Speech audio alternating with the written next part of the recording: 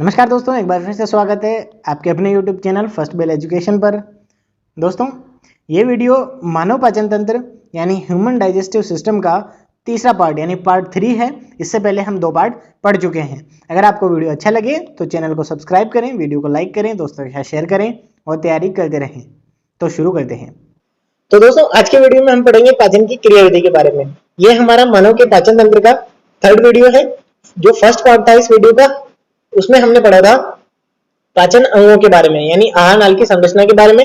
जो second part था उसमें हमने पढ़ा था पाचन ग्रंथियों के बारे में, और ये थर्ड पार्ट है। तो थर्ड पार्ट में हम पढ़ेंगे पाचन की क्रियाविधि के बारे में। तो शुरू करते हैं बिना किसी देरी के। दोस्तों, पाचन जो है, पाचन की क्रियाविधि 5 चरणों में पूरी होती है। जो पहला चरण है पाचन का, वो होता है अंतर्ग्रहण, भोजन का अंतर्ग्रहण यानी इनगेशन। तो सेकंड चरण होता है, जो दूसरा चरण होता है, वो होता है पाचन यानी डाइजेशन। जो थर्ड जो स्टेप होता है, जो तीसरा चरण होता है, वो होता है अवशोषण यानी एब्जॉर्प्शन। जो चौथा चरण होता है वो होता है भोजन का स्वांगीकरण यानी एसिमिलेशन। और जो पांचवा अंतिम चरण होता है वो होता है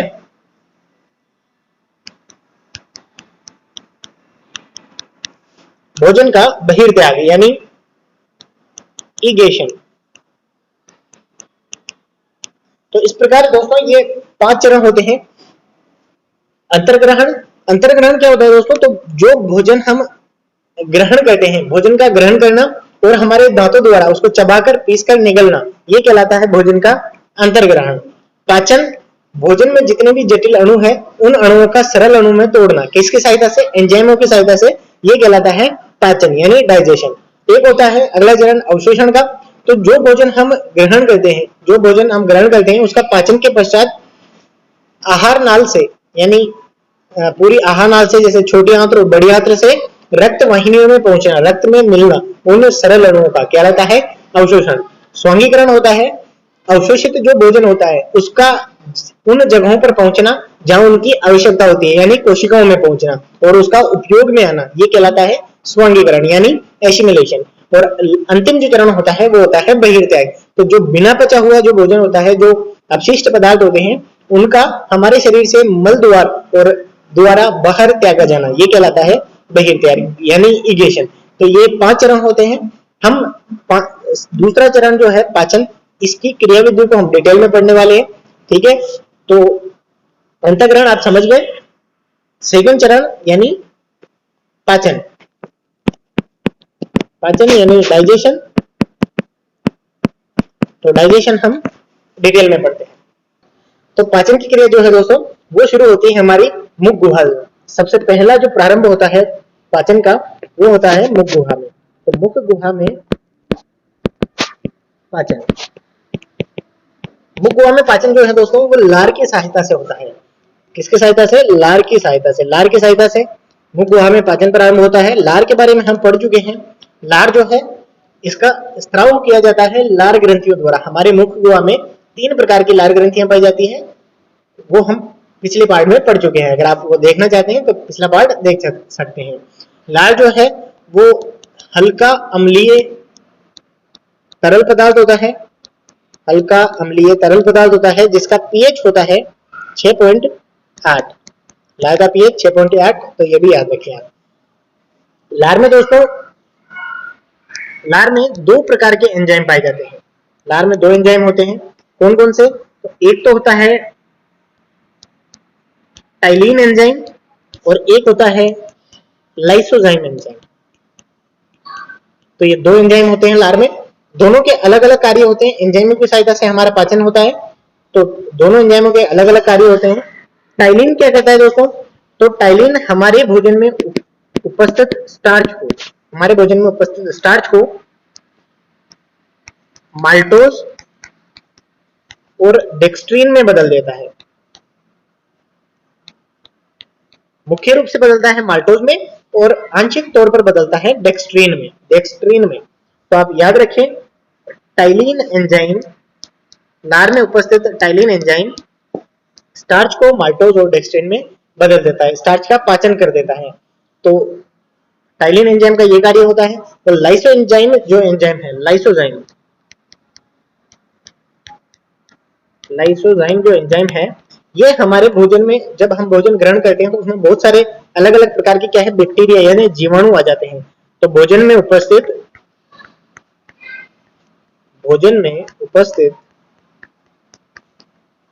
हानिकारक जीवाणुओं को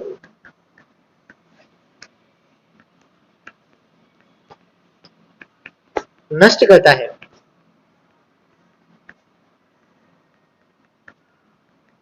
तो ये दोनों एंजाइम अलग अलग कार्य करते हैं। टाइलिन एंजाइम स्टार्च को माल्टोज में बदलता है यानी स्टार्च का पाचन करता है, और लाइसोजाइम एंजाइम जो है वो भोजन में उपस्थित हानिकारक जीवाणुओं को नष्ट करता है। तो ये होता है लार में पाचन यानी मुख गुहा में पाचन। अब लार में दोस्तों, लार द्वारा पाचन होने के पश्चात और मुख में हमारे दांत क्या है, भोजन को चबाते हैं और पीसते हैं, और उसके साथ क्या मिल जाती है, लार मिल जाती है। और लार मिलने के बाद भोजन एक लुगदी जैसा हो जाता है जिसे बोलस कहा जाता है। बोलस, तो ये इंपॉर्टेंट है, आप याद रखें।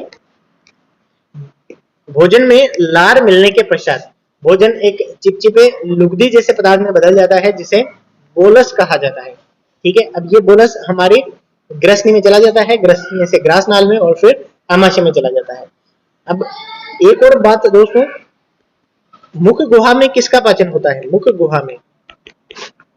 अब अगर आपके पेपर में ये प्रश्न आए कि मुख गुहा में किसका पाचन होता है और ऑप्शन हो कार्बोहाइड्रेट का, प्रोटीन का, वसा का, या इनमें से कोई नहीं, तो मुख गुहा में जो पाचन होता है वो होता है कार्बोहाइड्रेट का। किसका, कार्बोहाइड्रेट का, क्योंकि मुख गुहा में हमने पढ़ा पाचन होता है माल्टोज स्टार्च का, स्टार्च बदलता है माल्टोज में, और माल्टोज क्या होता है, माल्टोज कार्बोहाइड्रेट होता है। तो मुख गुहा में ना तो प्रोटीन का पाचन होता है ना वसा का पाचन होता है, सिर्फ कार्बोहाइड्रेट का पाचन होता है। और मुख गुहा में भोजन जो है लुगदी जैसा बन जाता है तो क्या कहलाता है, बोलस कहलाता है। अब मुख गुहा के बाद पाचन होता है हमारे आमाशय में, आमाशय में पाचन। अब याद रखिए दोस्तों, मुख गुहा के बाद भोजन जाता है ग्रहणी में, ग्रसनी में, और ग्रसनी के बाद जाता है ग्रासनाल में। तो ग्रसनी में और ग्रासनाल में भोजन का पाचन नहीं होता है। कहां होता है, या तो मुख गुहा में होता है, मुख गुहा के बाद सीधा आमाशय में पाचन होता है। अब आमाशय में पाचन होता है जठर रस द्वारा, आमाशय में पाचन होता है जठर रस द्वारा। अब ये जठर रस जो है दोस्तों, आमाशय द्वारा जो पाचक रस स्रावित किया जाता है वो जठर रस कहलाता है। ठीक है, अब जठर रस में क्या क्या होते हैं, तो एक तो जठर रस में होता है जल, एक होते हैं अकार्बनिक लवण, और होता है श्लेष्मा, और होते हैं एंजाइम। तो इनमें से दोस्तों जल, अकार्बनिक लवण और श्लेष्मा, ये तीनों तो सभी पाचक रसों में पाए जाते हैं, सभी पाचक रसों में, यानी अग्नाशी रस में भी पाए जाएंगे, आंतरीय रस में भी पाए जाएंगे और पित्त रस में भी पाए जाएंगे। और एंजाइम जो है वो भी सभी पाचक रसों में होते हैं, क्योंकि हमारा पाचन जो है वो एंजाइमों की सहायता से होता है, तो ये तो आवश्यक होते हैं। लेकिन एंजाइम सभी में अलग अलग प्रकार के होते हैं। अब आमाशय में जल, अकार्बनिक लवण, श्लेष्मा तो होता है, ये इसके अलावा एंजाइम होते हैं। तो कौन कौन से एंजाइम होते हैं वो हम देख लेते हैं। तो इसमें यानी हमारे आमाशय में एंजाइम होते हैं, आमाशय में एंजाइम होते हैं, एक तो होता है पेप्सिनोजन, पेप्सिनोजन, एक होता है प्रोरेनिन, प्रोरेनिन, और एक होता है लाइपेज। तो ये तीन एंजाइम पाए जाते हैं, पेप्सिनोजन, प्रोरेनिन और लाइपेज। अब इनके क्या क्या कार्य होते हैं, अलग अलग कार्य होते हैं, वो हम देख लेते हैं। अलग अलग चीजों का पाचन करते हैं।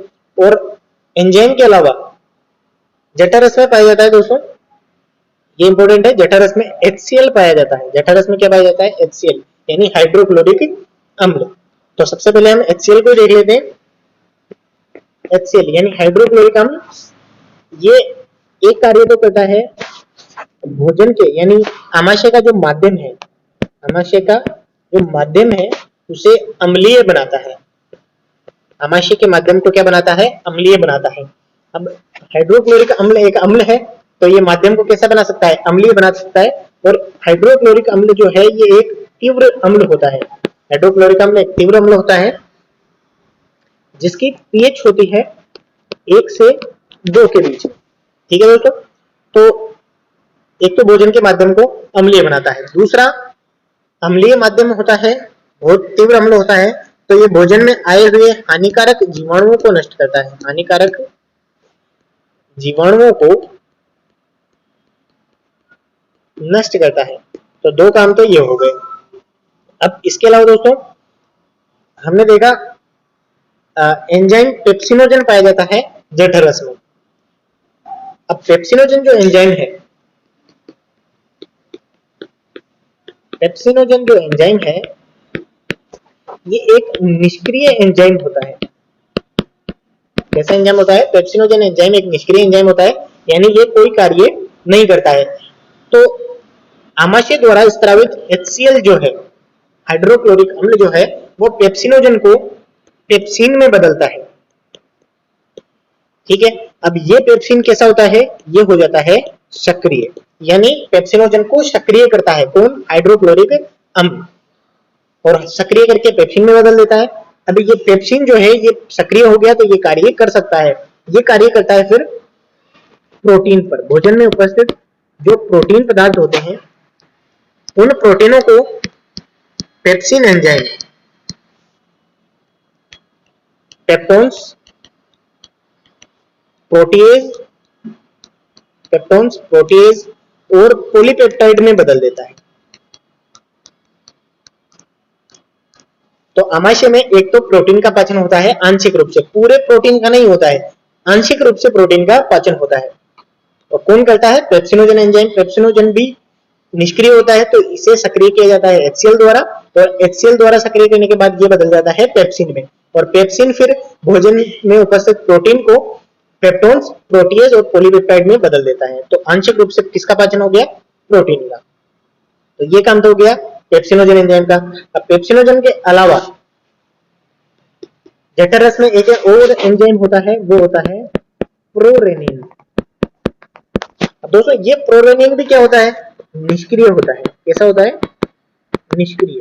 अब इस प्रोरेनिन यानी निष्क्रिय एंजाइम को भी HCl द्वारा रेनिन में बदल दिया जाता है। किसमें? रेनिन में। और ये रेनिन जो है वो सक्रिय होता है। ठीक है, तो पेप्सिनोजन और प्रोरेनिन दोनों निष्क्रिय एंजाइम होते हैं जिन्हें क्रमशः पेप्सिन और रेनिन में बदल दिया जाता है, जो सक्रिय होते हैं। किसके द्वारा? HCl द्वारा। अब ये रेनिन क्या करता है?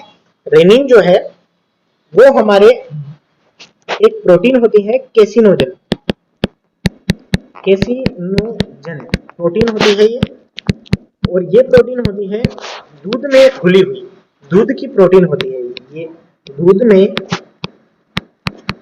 घुली प्रोटीन होती है। कौन सी? केसिनोजन। इस केसिनोजन प्रोटीन को ये रेनिन जो है, जो सक्रिय हो चुका है, ये पेराकेसिनेट में बदलता है। पेराकेसिनेट यानी केसिनोजन प्रोटीन का पाचन करता है और पेराकेसिनेट में बदल देता है। पेराकेसिनेट जो है, अब ये पेराकेसिनेट कैल्शियम आयन के साथ मिलकर, कैल्शियम आयन के साथ मिलकर कैल्शियम पेराकेसिनेट बनाता है। कैल्शियम पेराकेसिनेट बनाता है, और ये कैल्शियम पेराकेसिनेट जो है ये दही का ही एक रूप होता है। किसका रूप होता है? दही का। तो दूध क्या है दोस्तों? हमारा तरल पदार्थ होता है। तो आमाशय में जाने के बाद ये जल्दी से छोटी मात्रा में चला जाता है, तो इसका पाचन नहीं हो पाता है। तो पाचन करने के लिए क्या आवश्यक होता है? रेनिन जो है हमारा, रेनिन जो प्रोटीन है, रेनिन जो एंजाइम है, ये इसमें घुलनशील केसिनोजन प्रोटीन को पेराकेसिनेट में बदल देता है, और ये पैराकेसिनेट कैल्शियम के साथ मिलकर कैल्शियम पैराकेसिनेट बना लेता है, जो दूध का ही एक रूप, दही का एक रूप होता है। तो वो दही क्या है, ठोस पदार्थ हो जाता है, तो वो बहुत देर तक हमारे आमाशय में रुक सकता है, और आमाशय में रुकने की वजह से उसका फिर पाचन हो सकता है। मतलब किसका, दूध में घुली हुई प्रोटीन का। तो दोस्तों अब हमारे जठर के में जो तीसरा एंजाइम होता है वो होता है लाइपेज एंजाइम। वो होता है लाइपेज एंजाइम। अब ये लाइपेज एंजाइम क्या करता है, ये किसका पाचन करता है, तो ये करता है वसा का पाचन। लाइपेज एंजाइम वसा का पाचन करता है, और वसा को, भोजन में उपस्थित वसा को वसीय अम्ल और ग्लिसरॉल में बदल देता है। वसीय अम्ल और ग्लिसरॉल में बदल देता है। ठीक है दोस्तों, तो इस प्रकार हमारे तीनों एंजाइमों द्वारा आमाशय में पाचन होता है। अब आमाशय में अब केवल प्रोटीन का और वसा का पाचन होता है। प्रोटीन का पाचन हम देख चुके हैं, और ये है वसा का पाचन। तो प्रोटीन का और वसा का पाचन होता है, तो आमाशय में किस पोषक तत्वों का पाचन नहीं होता है। अगर ये पूछा जाए तो आमाशय में जो है वो कार्बोहाइड्रेट का पाचन नहीं होता है। अगर ये पूछा जाए आमाशय में किसका पाचन नहीं होता है, तो कार्बोहाइड्रेट का पाचन नहीं होता है। आमाशय में जो है भोजन दोस्तों, आमाशय में हमारा भोजन 3 से 4 घंटे तक रुकता है। 3 से 4 घंटे तक रुकता है। अब आमाशय में हमने देखा एक तीव्र अम्ल पदार्थ पाया जाता है, आमाशय द्वारा स्रावित होता है, कौन सा, HCl। अब ये HCl तीव्र अम्ल होता है, और तीव्र अम्ल क्या करते हैं, हमारी त्वचा को या हमारी कोशिकाओं को जला सकते हैं। लेकिन HCl हमारी जो आमाशय है उसकी झिल्लियों या उसकी आंतरिक भित्तियों को जलाता नहीं है। तो इसका क्या कारण है, तो इसका कारण है दोस्तों, आमाशय हमारा जो है उसमें श्लेष्मा ग्रंथियां पाई जाती है। कौन सी ग्रंथियां, श्लेष्मा ग्रंथियां पाई जाती है, जो श्लेष्मा का स्त्राव करती है। इसका स्त्राव करती है, श्लेष्मा का स्त्राव करती है। अब आमाशय की आंतरिक भित्तियों पर इस श्लेष्मा की, आमाशय की आंतरिक भित्तियों पर श्लेष्मा की एक मोटी परत चढ़ी रहती है, और उस परत की वजह से HCl जो है वो हमारे आमाशय की भित्तियों को नुकसान नहीं पहुंचा पाता है। लेकिन कभी कभी क्या होता है दोस्तों, कभी कभी हमारा जो शरीर है, मतलब जब हम भूखे रहते हैं, बहुत बार भोजन नहीं करते हैं, तो हमारे शरीर में यानी आमाशय में HCl का स्त्राव तो होता रहता है, लेकिन श्लेष्मा का स्त्राव नहीं होता है।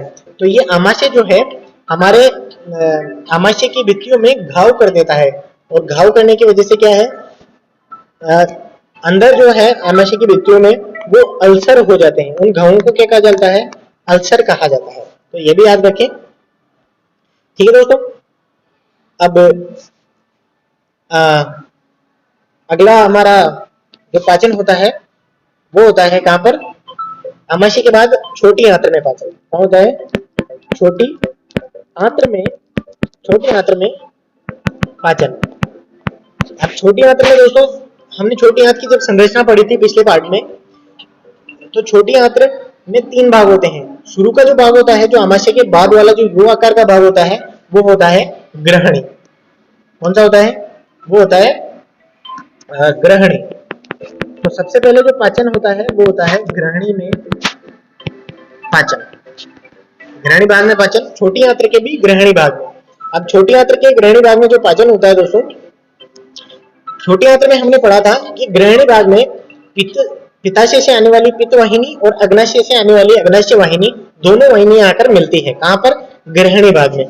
तो ग्रहणी भाग में जो पाचन होता है वो सबसे पहले पाचन होता है किसके द्वारा, पित्त रस द्वारा पाचन। किसके द्वारा, पित्त रस द्वारा पाचन। और एक होता है अग्नाशय रस द्वारा पाचन, तो वो भी हम पढ़ेंगे। पहले हम पढ़ते हैं पित्त रस द्वारा पाचन। तो पित्त रस में दोस्तों मैंने आपको बताया कि जल होता है, जल सभी में होता है। अकार्बनिक जो लवण है वो सभी में होते हैं। श्लेष्मा, ये भी सभी पाचन सभी पाचक रसों में होता है। और इसके अलावा होता है पित्त लवण, और होते हैं, यहाँ लिख देता हूं, और होते हैं पित्त वर्णक। पित्त वर्णक, पित्त लवण होते हैं और पित्त वर्णक होते हैं। पित्त वर्णक तो 2 होते हैं दोस्तों, ये भी याद रखें आप, बिलीरुबिन, बिलीरुबिन और बिलीवर्डिन। बिलीरुबिन और बिलीवर्डिन, ये दोनों क्या होते हैं, पित्त वर्णक होते हैं और पित्त लवण होते हैं। हम पित्त रस में कोई भी पाचक एंजाइम नहीं पाए जाते हैं, केवल पित्त लवण पाए जाते हैं जिनका एक अलग कार्य होता है और वो कार्य हम देख लेते हैं। तो पित्त लवण जो क्या करते हैं, हमारे भोजन में उपस्थित जो वसा होती है, भोजन में उपस्थित जो वसा होती है उसके बड़े बड़े अणु होते हैं। वसा के क्या होते हैं, बड़े अणु। तो वसा के बड़े अणु, इन वसा के बड़े अणुओं को पित्त लवण द्वारा, पित्त लवणों द्वारा क्या कर दिया जाता है, वसा के छोटे अणुओं में, वसा के छोटे अणुओं में तोड़ दिया जाता है। वसा के बड़े बड़े अणुओं को पित्त लवणों द्वारा वसा के छोटे अणुओं में तोड़ दिया जाता है और ये जो क्रिया है, ये क्रिया कहलाती है पाइसीकरण। क्या कहलाती है, पाइसीकरण यानी इमल्सिफिकेशन। इमल्सिफिकेशन, ठीक है दोस्तों। तो पित्त लवण द्वारा यानी पित्त रस द्वारा वसा का पाइसीकरण किया जाता है और छोटे अणुओं में, मतलब बड़े अणुओं को छोटे अणुओं में तोड़ दिया जाता है और छोटे अणुओं में टूटने के बाद जो ये वसा है ये पाइसीकृत वसा कहलाती है। कौन सी वसा, पाइसीकृत वसा। तो पित्त रस क्या करता है, तो पित्त रस द्वारा वसा का पाइसीकरण किया जाता है, पाइसीकरण किया जाता है, ठीक है दोस्तों। तो याद रखिए, पित्त जो रस है इसमें कोई पाचक एंजाइम नहीं होते हैं, मतलब पाचन नहीं करता है भोजन का, केवल वसा का पाइसीकरण करता है यानी वसा के बड़े बड़े अणुओं को छोटे अणुओं में तोड़ देता है। तो ये तो हो गया पित्त रस द्वारा पाचन हमारा। अब पित्त रस के बाद कौन सा रस मिलता है ग्रहणी में, तो वो होता है अग्नाशय रस। अग्नाशय वाहिनी द्वारा अग्नाशय रस आता है, तो अग्नाशय रस द्वारा पाचन। अब अग्नाशय रस द्वारा जो पाचन है, अग्नाशय रस में भी क्या क्या होते हैं, तो वो तो आपको पता ही है, जल होता है, सब में होता है, श्लेष्मा होता है, सब में होता है, अकार्बनिक लवण होते हैं, अकार्बनिक लवण, और इसके अलावा श्लेष एंजाइम होते हैं। अब एंजाइम कौन कौन से होते हैं किसमें, अग्नाशय रस में। तो अग्नाशय रस में एंजाइम होते हैं, अग्नाशय रस में एक तो होता है ट्रिप्सिनोजन, ट्रिप्सिनोजन, एक होता है काइमोट्रिप्सिनोजन, काइमोट्रिप्सिनोजन, एक होता है लाइपेज, लाइपेज हम पहले भी देख चुके हैं, और एक होता है एमाइलेज। लाइपेज हमने पहले कहां पढ़ा था, आमाशय में। तो एक होता है ट्रिप्सिनोजन, एक होता है काइमोट्रिप्सिनोजन, एक होता है लाइपेज, एक होता है एमाइलेज। तो ये चार एंजाइम होते हैं जिनके अलग अलग कार्य होते हैं, वो हम देख लेते हैं, ठीक है दोस्तों। चलो, तो सबसे पहले ट्रिप्सिनोजन, ट्रिप्सिनोजन।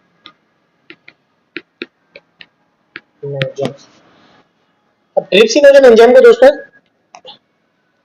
एक और एंजाइम होता है इसमें, वो होता है इंटेरोकाइनेज, इंटेरोकाइनेज, इंटेरोकाइनेज, ठीक है दोस्तों। एक बार और लिख देता हूं, इंटेरोकाइनेज। तो इंटेरोकाइनेज एंजाइम जो है, ये ट्रिप्सिनोजन जो एंजाइम है, ये भी कैसा होता है, ये भी होता है निष्क्रिय। ट्रिप्सिनोजन निष्क्रिय होता है और ये एंटेरोकाइनेज एंजाइम इस ट्रिप्सिनोजन को एक सक्रिय एंजाइम ट्रिप्सिन में बदल देता है। किसमें, ट्रिप्सिन में। तो एक तो ये काम हो गया, ट्रिप्सिनोजन को ट्रिप्सिन में बदलता है कौन, याद रखें, ट्रिप्सिनोजन एंजाइम को ट्रिप्सिन में बदलने का कार्य कौन सा एंजाइम करता है, तो वो करता है एंटेरोकाइनेज। अब एंटेरोकाइनेज इसको तो ट्रिप्सिन में बदल देता है। अब इसके अलावा एक और एंजाइम होता है काइमोट्रिप्सिनोजन, काइमोट्रिप्सिनोजन। अब इस काइमोट्रिप्सिनोजन को, ये जो पहले ट्रिप्सिन बन चुका है, ये ट्रिप्सिन, काइमोट्रिप्सिनोजन को ट्रिप्सिन जो पहले बन चुका है, ये ट्रिप्सिन काइमोट्रिप्सिन में बदलता है, काइमोट्रिप्सिन, क्योंकि ये काइमोट्रिप्सिनोजन जो है ये भी निष्क्रिय होता है और काइमोट्रिप्सिन जो है ये सक्रिय होता है, तो इसको सक्रिय करता है। ट्रिप्सिनोजन को तो सक्रिय कौन करता है? ट्रिप्सिनोजन को सक्रिय करता है एंटेरोकाइनेज, और किस में बदलता है? सक्रिय ट्रिप्सिन में। और काइमोट्रिप्सिनोजन को सक्रिय कौन करता है? तो वो करता है ट्रिप्सिन, और किसमें बदलता है? काइमोट्रिप्सिन में। ठीक है दोस्तों, तो दो एंजाइम बन गए हमारे नए, कौन कौन से? ट्रिप्सिन और काइमोट्रिप्सिन। अब भोजन में उपस्थित जो प्रोटीन होते हैं वो पहले से ही पाचन के बाद पश्चात किसमें बदल चुके हैं? प्रोटीएज, पेप्टोन्स और पॉलीपेप्टाइड में। तो उन बने हुए एक मिनट उन बने हुए पेप्टोन्स, बने हुए कौन से? पेप्टोन्स, प्रोटीएज और पॉलीपेप्टाइड,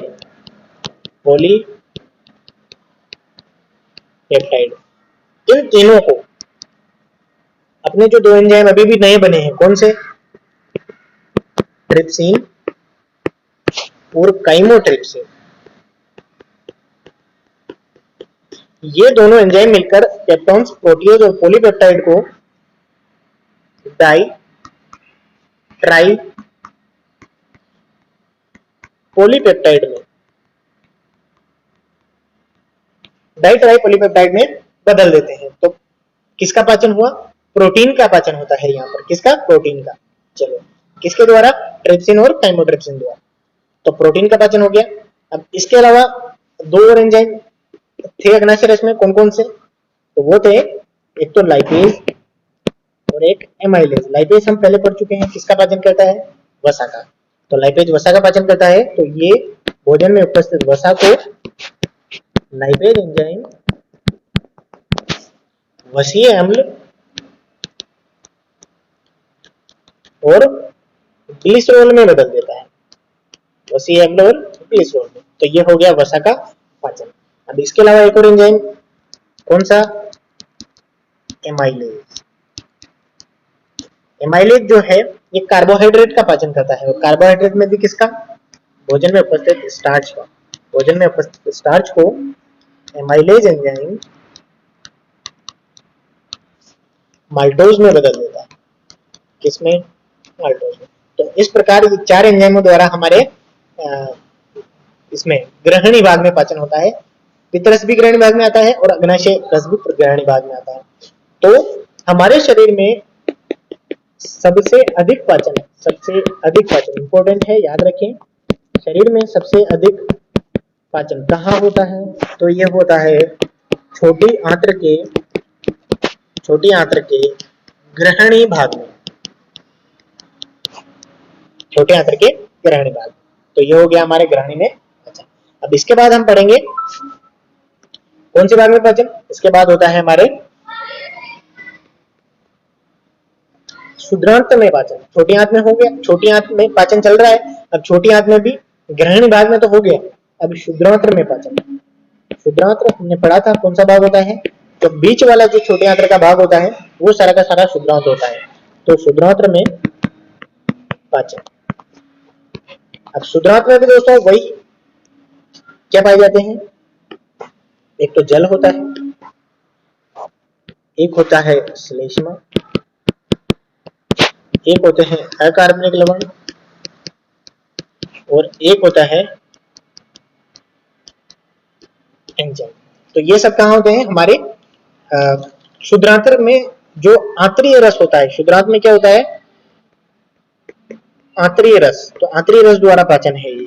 तो अब हम देखने वाले हैं दोस्तों छोटी आंत्र में यानी क्षुद्रांत में पाचन, और किसके द्वारा? आंतरीय रस द्वारा। तो आंतरीय रस में कौन कौन से एंजाइम होते हैं? तो आंतरीय रस में दोस्तों एक तो होता है सुक्रेज एंजाइम। कौन सा? सुक्रेज। एक होता है लेक्टेज, एक होता है माल्टेज, एक होता है दोस्तों इरेप्सिन एंजाइम। कौन सा? इरेप्सिन। इरेप्सिन जिसे पेप्टाइडेज भी कहा जाता है या पेप्टिडेज भी कहा जाता है। और एक एंजाइम होता है दोस्तों वही अपना लाइपेज। ठीक है दोस्तों, तो ये 5 एंजाइम पाए जाते हैं, सुक्रेज, लैक्टेज, माल्टेज, इरेप्सिन या पेप्टिडेज और लाइपेज, जिनके अलग अलग कार्य होते हैं। तो हम इनके कार्य देख लेते हैं। अलग अलग कार्य होते हैं, तो कार्य देख लेते हैं। सबसे पहले सुक्रेज एंजाइम। कौन सा एंजाइम? सुक्रेज। तो हमारे भोजन में अब कार्बोहाइड्रेट का पाचन हो गया, तो कार्बोहाइड्रेट अलग अलग छोटे छोटे टुकड़ों में बट गए हैं। तो उनका एक टुकड़ा होता है सुक्रोज। कौन सा होता है? सुक्रोज। सुक्रोज को ये जो सुक्रेज एंजाइम है ये ग्लूकोज और फ्रक्टोज में बदल देता है, ग्लूकोज और फ्रक्टोज में। तो इस प्रकार सुक्रोज का पाचन होता है किसके द्वारा? सुक्रेज के द्वारा। एक एंजाइम होता है हमारा लैक्टेज। तो लैक्टेज जो है वो लैक्टोज को, भोजन में उपस्थित लैक्टोज को लैक्टेज एंजाइम, कौन सा एंजाइम? लैक्टेज, ग्लूकोज और गैलेक्टोज में बदल देता है, ग्लूकोज और गैलेक्टोज में। तो इस प्रकार सुक्रोज का पाचन हो गया और लैक्टोज का पाचन हो गया। एक और एंजाइम होता है, कौन सा? तो होता है माल्टेज। ये माल्टेज क्या करता है?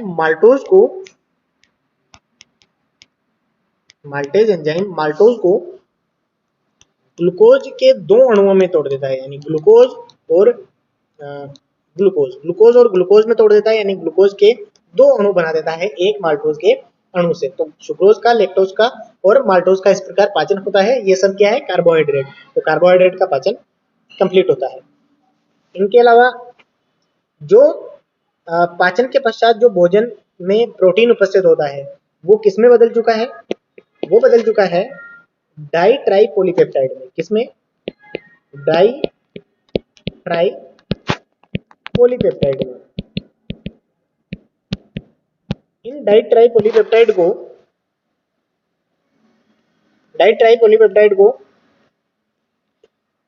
कौन सा एंजाइम? Erepsin enzyme. कौन सा एंजाइम? इरेप्सिन एंजाइम जो है, इरेप्सिन यानी जिसे पेप्टिडेज भी कहा जाता है, पेप्टाइडेज, जिसे पेप्टिडेज या पेप्टाइडेज भी कहा जाता है, ये डाई ट्राई पॉलीपेप्टाइड को अमीनो अम्लों में तोड़ देता है। किसमें? अमीनो अम्लों में। तो इस प्रकार प्रोटीन का पाचन जो है वो कंप्लीट होता है। कार्बोहाइड्रेट का पाचन कंप्लीट हो गया, इसके बाद प्रोटीन का पाचन कंप्लीट होता है। ठीक है दोस्तों, किसका पाचन बचा? वसा का। तो जो बची कुची वसा है, जो बची हुई वसा है उसे कौन सा एंजाइम? वही अपना लाइपेज एंजाइम। ये बची हुई वसा को वसीय अम्ल और ग्लिसरॉल में तोड़ देता है, वसीय अम्ल में और ग्लिसरॉल में। इस प्रकार वसा का पाचन कंप्लीट होता है। तो भोजन में उपस्थित हमारे सभी जो जटिल अणु हैं उनको पाचन हो चुका है और पाचन के पश्चात सबके सब किस में बदल चुके हैं? सरल अणुओं में। तो इस प्रकार हमारे शरीर में पाचन की जो क्रिया है वो कंप्लीट होती है। ठीक है दोस्तों, तो पाचन की क्रियाविधि तो समाप्त हो चुकी है। अब इसके अलावा में एक चीज हम नोट में हम देखते हैं कि हमारे शरीर में, मतलब आमाशय में HCl होता है। HCl कैसा होता है? तीव्र अम्ल होता है। तो आमाशय की भित्तियों तो वो जलाने से बचा लेता है, कौन? श्लेष्मा। लेकिन वो HCl क्या है? आमाशय के साथ मिला रहता है। अब HCl भोजन में मिला हुआ HCl भोजन जब आमाशय से ग्रहणी में आता है तो ग्रहणी की भित्तियों को वो HCl क्या कर सकता है? जला सकता है। तो उससे बचाने के लिए ग्रहणी में, हमारी छोटी आंत्र की ग्रहणी भाग में ब्रूनर ग्रंथियां पाई जाती है। कौन सी ग्रंथियां? तो ये याद रखें, ब्रूनर ग्रंथियां कहाँ पाई जाती है? छोटी आंत्र के ग्रहणी भाग में। ये ब्रूनर ग्रंथियां एक क्षारीय तरल का स्त्राव करती है, क्षारीय तरल का स्त्राव करती है जिसका पीएच होता है 7 से 8। तो ये क्षारीय तरल जो है इस भोजन के माध्यम को अम्लीय से वापस कैसा बना देता है? क्षारीय बना देता है। क्षार मिलने के बाद उदासीन हो जाता है लगभग, और इस प्रकार ब्रूनर ग्रंथियों से स्रावित क्षारीय तरल जो है वो हमारी ग्रहणी की भित्तियों को जलने से रोकता है। चलो, तो ये इस प्रकार हमारे पाचन खत्म होता है। पाचन के बाद अगली क्रिया हमने देखी थी, कौन सी होती है? मैं आपको दिखाता हूँ। पाचन के पश्चात ये क्रिया होती है अवशोषण की। पाचन के पश्चात अवशोषण की क्रिया होती है, यानी एब्जॉर्प्शन। तो हमारा भोजन पच चुका है। अब पचने के बाद भोजन का क्या होगा? अवशोषण होगा। मतलब जो आहार नाल है, यानी छोटी आंत्र बड़ी आंत्र से अवशोषण होता है, और अवशोषण के पश्चात जो भोजन है, जो सरल अणु है, वो रक्त नलिकाओं में पहुंच जाते हैं। रक्त नलिकाओं में पहुंचना, पाचन के पश्चात भोजन के अणुओं का रक्त नलिकाओं में पहुंचना अवशोषण कहलाता है। फिर उसके बाद स्वस्थीकरण होता है। अब स्वस्थीकरण क्या होता है, तो अवशोषित होके कहाँ पहुंच गए, रक्त नलिकाओं में पहुंच गए। अब रक्त नलिकाओं से ये भोजन या तो यकृत में जाएंगे यानी लीवर में, या हमारे हृदय में जाएंगे, और वहां से जहां पर इनकी आवश्यकता है, जिन कोशिकाओं को इनकी आवश्यकता है, वहां पर इनको भेज दिया जाएगा, और भेजने के पश्चात वहां पर इनसे या तो ऊर्जा प्राप्त होगी या अन्य काम में ये आ जाएंगे। तो ये क्रिया कहलाती है स्वांगीकरण यानी एसिमिलेशन। और बहिर्त्याग, तो सारे भोजन का तो क्या है दोस्तों, पाचन हो नहीं पाता है। हमारे शरीर में बहुत सारे ऐसे पदार्थ बच जाते हैं, भोजन के बहुत सारे ऐसे अणु बच जाते हैं जिनका या तो पाचन नहीं हो पाता है और वो बिना पचे हुए रह जाते हैं। तो ऐसे पदार्थों को मलाशय और मल द्वारा हमारे शरीर से बाहर निकालने की जो क्रिया है वो बहिर्त्याग यानी इगेशन कहलाती है। तो ठीक है दोस्तों, ये हमारा खत्म होता है पाचन की क्रियाविधि। आज के वीडियो में बस इतना ही। अगर आपको वीडियो अच्छा लगे तो लाइक करें, दोस्तों के साथ शेयर करें, चैनल को सब्सक्राइब करें और देखते रहें, तैयारी करते रहें। जय हिंद, जय भारत, धन्यवाद।